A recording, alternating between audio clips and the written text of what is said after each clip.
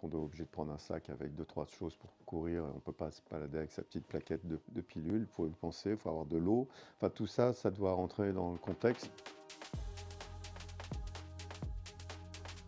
Les patientes qu'on rencontrait à la jungle de Calais ou à Grande-Synthe, le lendemain, elles pouvaient être parties, soit ailleurs, soit avoir réussi à traverser la Manche. Et donc, on essayait de faire tout sur une seule fois parce qu'on n'avait pas de certitude de revoir les personnes.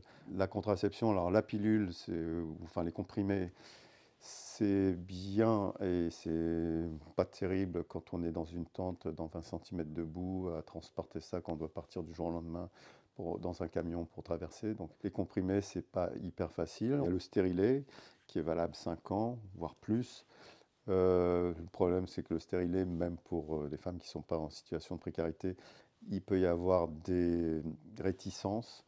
Ça nécessite un examen gynéco, donc c'est pas non plus, on ne peut pas le poser comme ça dans une camionnette, c'est pas hyper facile. Les moyens de contraception plus pratiques, c'est l'implant contraceptif qu'on met sous la peau, qui est valable 3 ans, qui a comme effet secondaire de diminuer considérablement les règles, voire de les faire disparaître. Certains maris ou conjoints ne souhaitent pas que la femme et bénéficie d'une contraception. L'implant, on se disait c'est facile, mais maintenant les gens le savent, ils vont regarder s'il y a un implant ou pas. C'est pareil aussi quand on n'est pas en situation d'exil, parce que les violences faites aux femmes en France, c'est dans toute la population.